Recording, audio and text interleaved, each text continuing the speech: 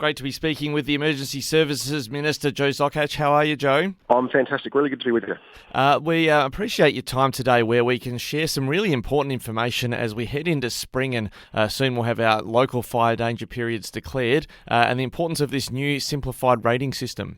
Look, it's really spot on. It's a new simplified Australian fire danger rating system that has been launched nationally, and right at the core of this is a simpler, easier to understand and easier to respond to system that's going to keep our communities better informed but also safer when they need to be.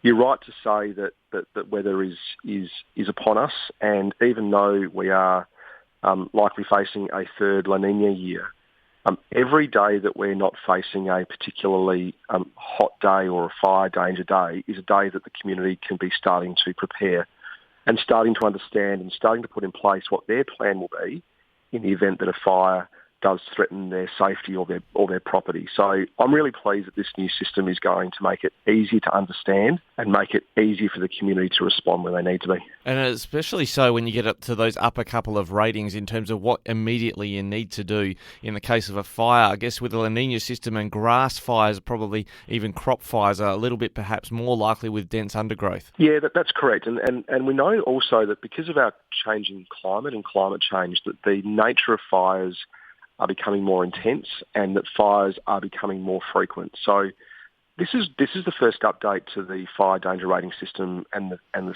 science and the methodology behind it in decades. So it's a modernisation. And the other thing that's really important about this is that it's nationally consistent.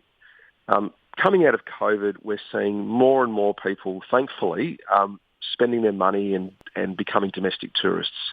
It might be they're coming across the border from Victoria. It might be that South Australians driving up to Queensland. And this system means that no matter where you are in the country, the same system applies, the same understanding applies, and the same response from individuals is needed.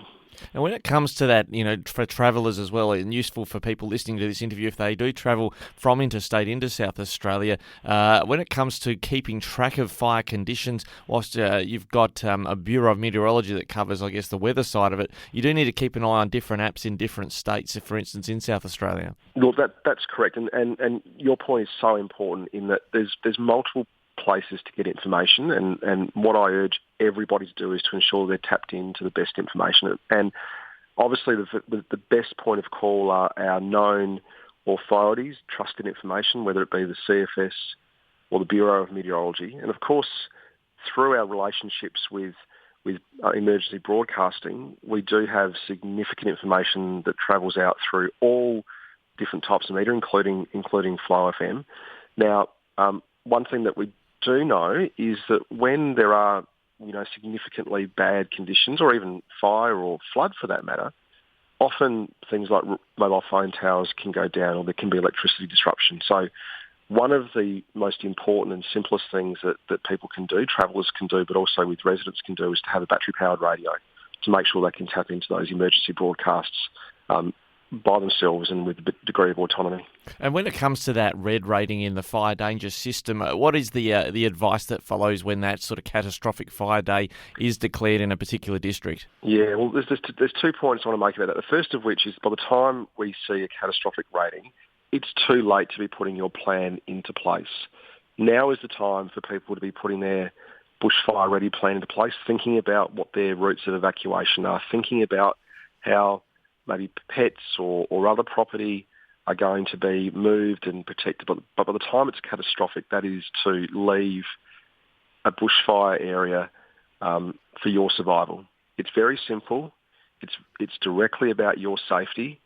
And when we see the rare but ongoing catastrophic days that we're going to see across the years, that's the time for people to leave and be implementing their bushfire safe plan. Now, there's resources, I'm sure, available online for people to access to do good bushfire preparation, but are CFS brigades available to advise people on what the best steps are to take as well? Yeah, look, some of the best advocates, if not the best advocates, are our frontline emergency services volunteers, and the CFS right across all four corners of our state have got really excellent community engagement. So across the next couple of months, this will be rolled out across the state. We'll be implementing across the next couple of years to a nearly $4 million action plan, which includes significant advertising. It also includes public awareness campaigns as well as digital and social media, because it's one thing to have a new fire danger rating system, but I want to make sure that everybody understands it and it is digestible and understood. So that's the commitment, and that's what the amazing volunteers and staff at the CFS will be tasked in doing. Well, a very important conversation. South Australian Emergency Services Minister Joe Zlochac, thanks for joining us on that topic today. Absolute pleasure. Thanks for your interest, and stay safe, everyone.